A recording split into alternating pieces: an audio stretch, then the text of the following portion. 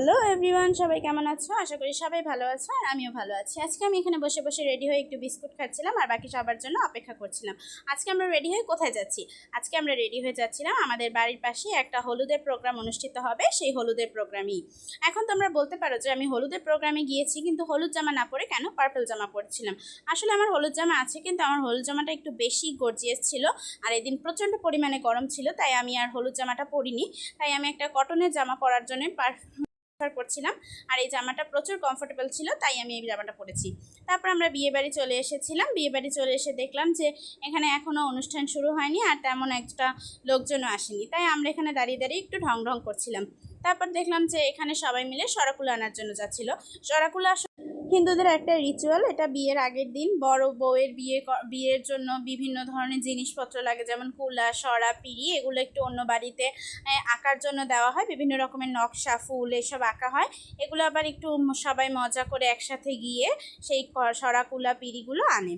যাই হোক, সরাকুলা পিড়ি আনতে গিয়েছে, আমরা আবার যাইনি। আমরা এখানে বসে একটু রং ঢং করছিলাম আর একটু ফটো আর ভিডিও ক্লিপও নিচ্ছিলাম। এইদিকে দেখতে পেলাম যে বরের ছবি তোলা হচ্ছিল, ক্যামেরাম্যান বরের ছবি তুলছিল। আমরা সেটা একটু দাঁড়িয়ে দাঁড়িয়ে দেখছিলাম। এর মধ্যে দেখলাম যে সবাই সরাকুলা নিয়ে চলেও এসেছে। এখানে কিন্তু খুব মজাই হয়। তারপরে দেখলাম যে সবাই এখানে গায়ে হলুদের কাটার জন্য একটা কেক নিয়ে আসছিল, আরও অনেক রকমের জিনিস বানিয়েছিল। সবাই ফল টল দিয়ে ডিজাইনিং সেগুলো নিয়ে আসছিল, আর এখানে সবাই বরকেও নিয়ে আসছিল। সবাই মিলে বরকে এখানে বসালো আর চারপাশে সেই জিনিসগুলো সুন্দর করে সাজিয়ে রাখছিল। তা আমরা আবার সবাই মিলে একটু ছবি তুললাম। আর এদিকে বর তার রিলেটিভ যত ভাই এবং আত্মীয় স্বজন, বাচ্চা কাচ্চা সবার সাথে ছবি তুলছিল। এদিকে আবার বরের বন্ধুরাও চলে আসছিল। বর একটা কালা চশমা পরে ইয়ো হানি সিং সেজেছিল, তার সাথে আবার সবাই মিলে ছবি তুলছিল। বেশ ভালোই লাগছিল। এরপর আবার সবাই মিলে গায়ে হলুদ দিচ্ছিল বরকে, এটাও দেখছিলাম। এখানে সবাই মিলে বরকে গায়ে হলুদ দিচ্ছে, আশীর্বাদ করছে। এরপর দেখলাম এখানে আবার নাচানাচি শুরু হয়ে গেছে। সবাই কিন্তু সেই নাচ নাচছিল। এই মেয়েটা কিন্তু খুব সুন্দরই নাচছিল।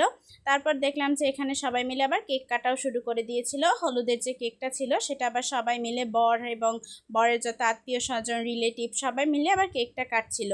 এরপর সবাই মিলে বরকে আবার কেক খাইয়ে দিচ্ছিল, বর সবাইকে কেক খাইয়ে দিচ্ছিল। আমরা এটা দেখলাম। আবার এখানে দেখলাম যে একটা ছেলে আবার সবাইকে কেক মাখামাখিও শুরু করে দিয়েছে। তারপর অন্তুদি বললো সেও একটু গিয়ে কেক খাওয়াতে চায়। তারপর অন্তুদি একটু কেক কেটে এবং তাকে কেক খাইয়ে দিল। উনি আমাদের সম্পর্কে দাদা হয়। তারপর উনি আবার অন্তুদিকে একটু কেক খাইয়ে দিয়েছে। অন্তুদি আবার ওনার গালে একটু কেকও লাগিয়ে দিয়েছে। যাই হোক, আমরা সবাই মিলে এখানে বসে বসে কিন্তু কেক খাচ্ছিলাম আর গসিপ করছিলাম। তারপর আমাদের জন্য মিষ্টি নিয়ে আসছিল। এই মিষ্টিটা খেতে কিন্তু খুব ভালো ছিল, অনেক নরম আর সফট ছিল। আমরা সব মিষ্টি খাচ্ছিলাম আর মিষ্টিটা কিন্তু খুব মজা ছিল।